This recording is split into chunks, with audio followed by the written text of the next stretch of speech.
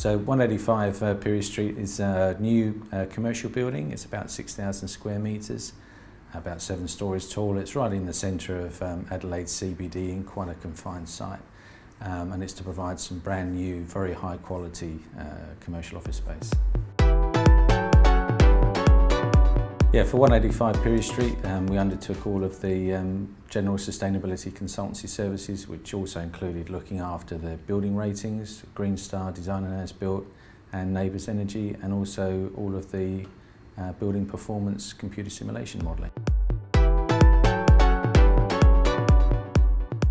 Palumbo were looking for an edge over some of the competition in this area. It's on the smaller scale of buildings for Adelaide CBD, and it's an area that doesn't often target sort of PCA Grade A and Green Star rated products. So Palumbo were keen to get a competitive edge over some of the other offerings in the marketplace. So they were keen to get at least a 5-star Green Star design rating when they approached us.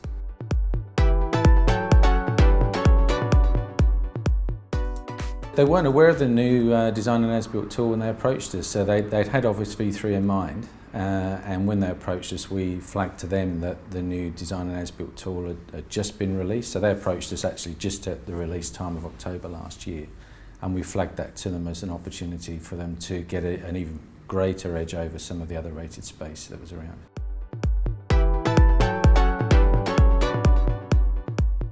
The new Design and As Built tool, because of the speed of development, speed of assessment, and the streamlined approach that's taken to design review rating, they've been able to come to market with a certified design outcome as part of this process. So it's given them something that no other property in Adelaide, and in fact in Australia at the moment, has. So it's a significant advantage for them. The key benefit is the as-built rating is there for the life of the building. So in terms of providing the best return on that initial investment, it's there for the life of the building. If the building is going to be retained in long-term ownership, you're setting up some, potentially some higher returns later on when you go to on-sell the property. If it's there as a marketing benefit, it's there for the life of the building as well. So if you're looking at leasing or releasing, that as-built rating is there, it's locked away. It's also really becoming commonly accepted that the as-built rating is the real rating. It's more robust. It's really giving a true indication of the outcome of the building process, whereas the design review or the design certification has always been a theoretical rating, so perhaps of a lower value.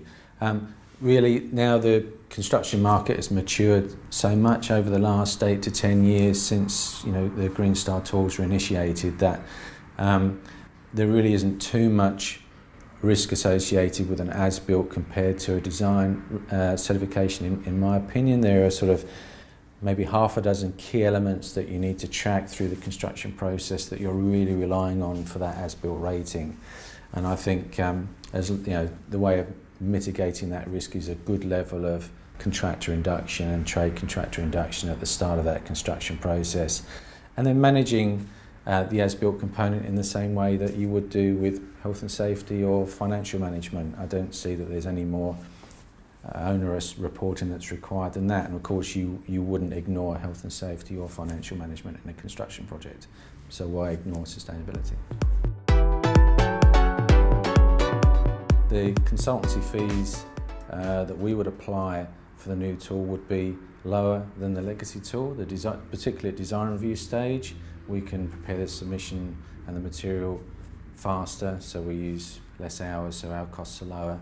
And then from a certification point of view, the GBCA certification fees are significantly lower for a design and as-built rating using the new tool than 2 separate design and as-built certification fees using the legacy tools. So overall, the client should be seeing a lower cost.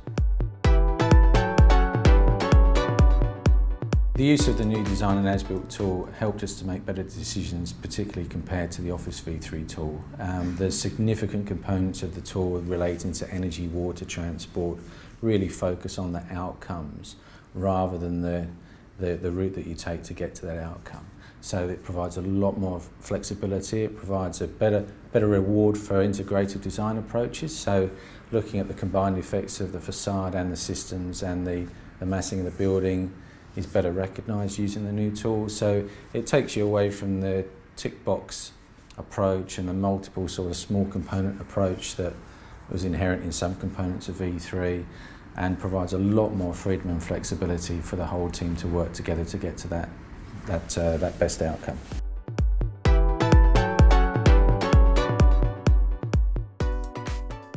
I believe, having used both tools now quite extensively, that there are lower overall project risks in using the new design as-built tool, and in fact some new opportunities for good design and a good construction outcome to be better recognised.